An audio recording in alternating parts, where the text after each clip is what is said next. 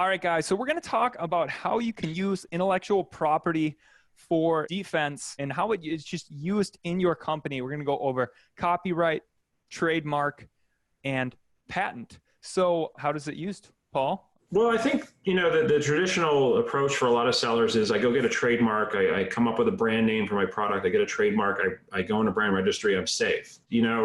It's just that there's better tools out there. It's not that you shouldn't use brand registry, but it's not just a trademark. There's other ways to protect your hard work, right? I mean, if we're talking about a product here that you've spent, you put your blood, sweat, and tears in, you don't want to see people counterfeiting it. You don't want to see people knocking it off. So what can you do? You can get a design patent, right? Which is basically not the same as what we call a utility patent, which we think of when we think about inventions, right? We're patenting the look of something, the way it looks, right? So if somebody makes something that looks like your product, now we have an avenue to go after Amazon, especially if we have a separate IP holding company and you have a law firm behind you that knows how to maneuver the space. And we have a way to take people down saying design patent because this product looks too much like yours. There's a likelihood of confusion there. If it's a provisional, will they listen?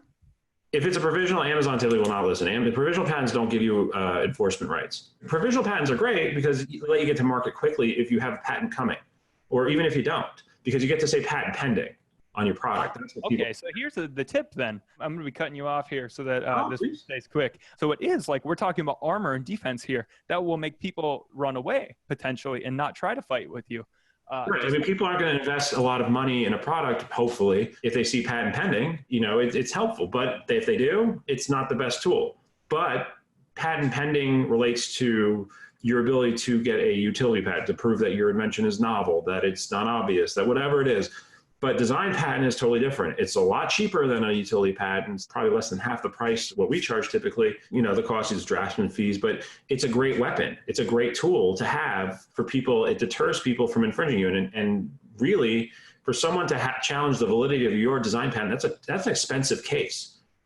Not many sellers are going to be able to challenge your design patent. So patents is one part of it. That is one way to go, which is it's great. Patent litigation is a great friend if you're on the good side of it. The most overlooked one I think lately is copyright. They're easy to file. And so when you think about making a product, think about ways to copyright it. Take images of your product and file copyrights. Come up with a character, a logo, something that you can copyright. Put it on your product.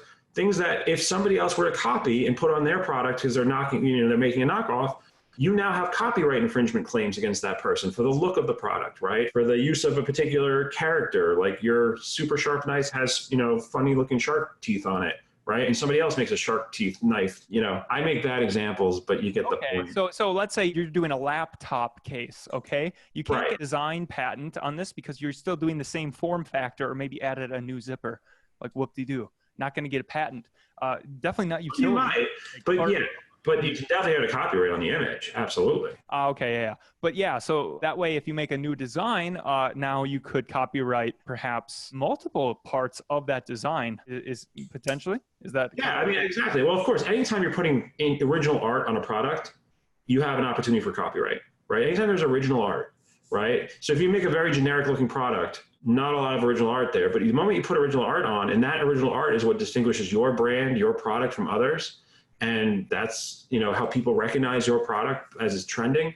Then when the knockoffs come and they try to take you down, well, guess what? There's this thing called the Digital Millennium Copyright Act. Digital Millennium Copyright Act copyright is the only form of IP that has a statutory provision for marketplaces that they have to take down products. It's cut and dry. And it's really powerful. And if you want to learn more about it, watch that video. So there's your three options, you guys: copyright, patent, and trademark. If you want to learn about where we're going right there, check out that video. Thanks.